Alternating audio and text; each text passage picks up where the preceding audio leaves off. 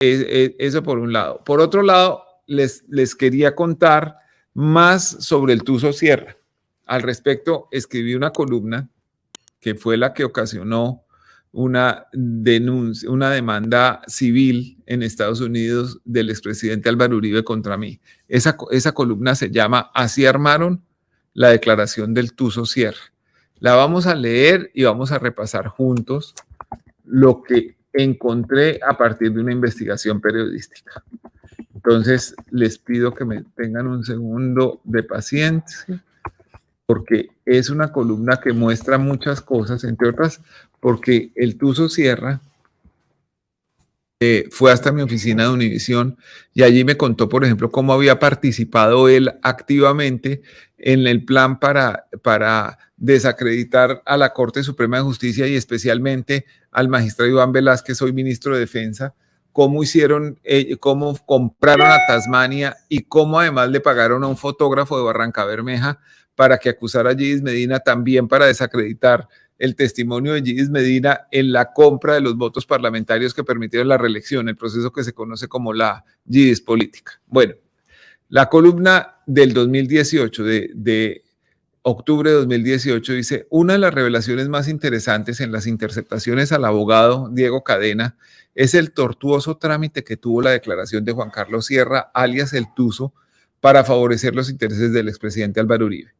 El Tuso Sierra, que salió de la cárcel en Estados Unidos después de purgar una pena por narcotráfico, aquí vale la pena decir, no hay evidencia fuerte que el Tuso Sierra haya sido paramilitar. Él fue un narcotraficante que se metió bajo el cobijo del proceso de Álvaro Uribe con los paramilitares para vestirse de paramilitar, pero pues él básicamente es un paramilitar.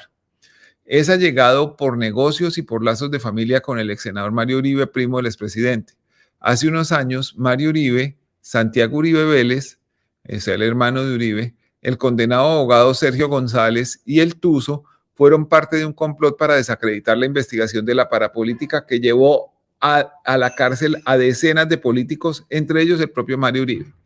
Este año, cuando ya pocos recordaban al Tuso, el expresidente Álvaro Uribe pidió que lo llamaran a declarar en un proceso por manipulación de testigo. Varias comunicaciones muestran el accidentado trámite que tuvo la declaración. También evidencian algunas cosas que quería que dijera. La primera llamada en la que se menciona el tema tuvo lugar el 10 de abril. Los interlocutores son Fabián Vargas, miembro de la Unidad de Trabajo Legislativo de Uribe, y el abogado Cadena. No podemos hablar por aquí, pregunta el hombre de confianza del expresidente Uribe. ¿Será que no podemos buscar abrirle espacio para ver si logramos introducir de alguna forma el tema del Tuso en el proceso? Claro, responde Cadena. Una prueba sobreviniente se allega a la corte. Vargas invoca la influencia de Diego Cadena en Estados Unidos. Y como usted tiene el espacio donde los monos, entonces a ver si de pronto pudiéramos trabajar. Acabo de hablar con el jefe. Ahí pueden ustedes ver la copia de la transcripción del proceso. Menos de una hora después, el abogado Cadena habla con el expresidente Uribe, quien le comenta. Me dice que le han pedido una prueba, que le han pedido una declaración a ese Tuso Sierra para el 5 o 7 de mayo. Me dicen de Medellín, pero no lo tengo claro todavía. Excelente, replica Cadena. La conversación concluye con esta elocuente frase del abogado. La del Tuso, presidente, empieza a tumbarle la credibilidad a ellos. Eso me deja tranquilo. Voy a averiguar si eso es cierto. Después de eso, Diego Cadena viajó a Estados Unidos para lograr el testimonio del Tuso. El 7 de mayo se presentaron varias llamadas entre Uribe y Cadena porque la declaración seguía sin llegar. Ese hombre hoy dice que debería dictar una...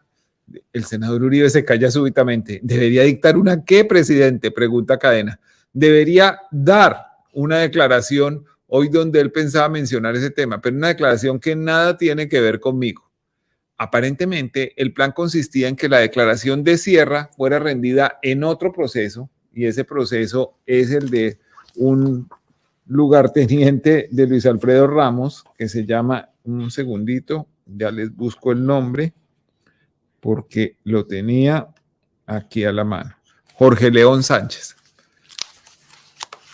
Aparentemente el plan consistía en que la declaración de Sierra fuera rendida en otro proceso y luego trasladada al que la Corte Suprema sigue contra el expresidente Uribe. También queda claro en otra llamada de ese mismo día lo que estaba esperando que el Tuzo dijera.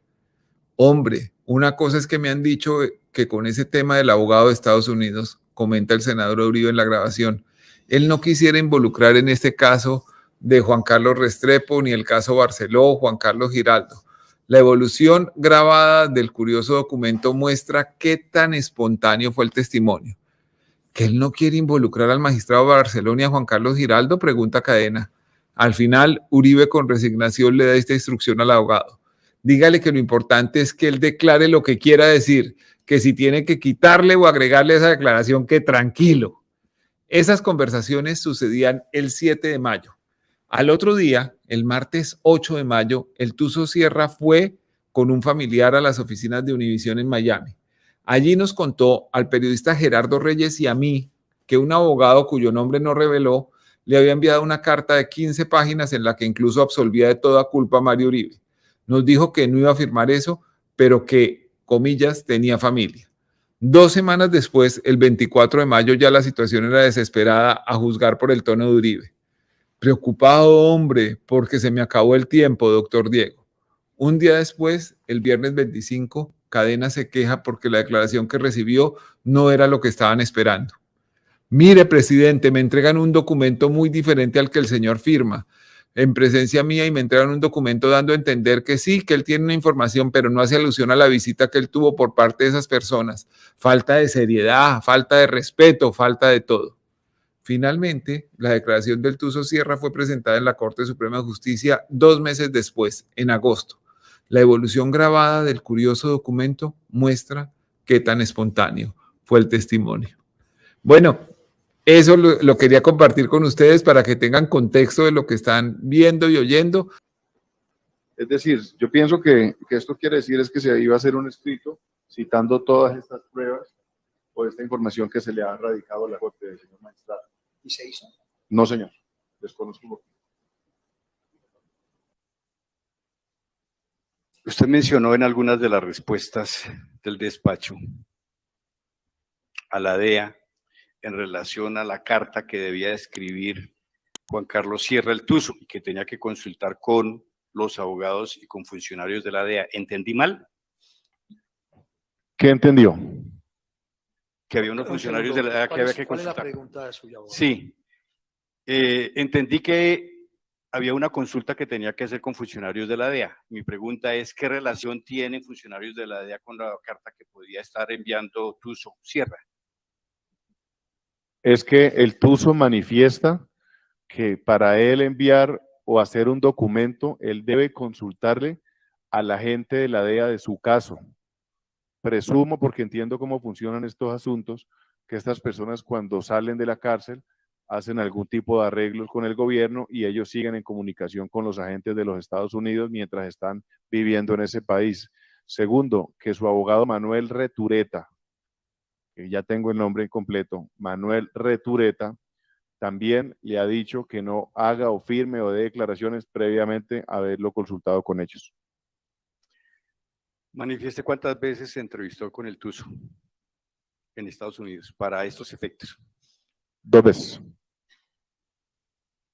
Voy a calcular el tiempo que transcurrió entre el primer contacto o la primera vez que se le hizo llegar al Tuzo la razón de que hiciera un documento y el momento en que efectivamente se produce la primera carta firmada por el Tuzo.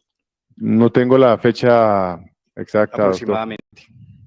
3, 4, 5 meses, algo así.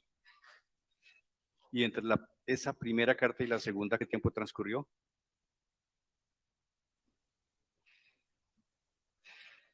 Quizás este mismo tiempo o un poco menos. Estoy haciendo una aproximación bastante amplia. No sé. Entre la primera y la segunda carta, ¿hubo visita física suya con Tuzo? No, señor.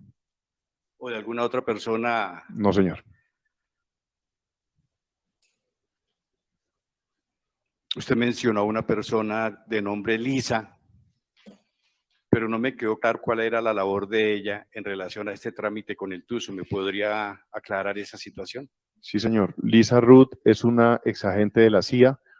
Le digo quién es ella. Fue funcionaria del gobierno 20 años y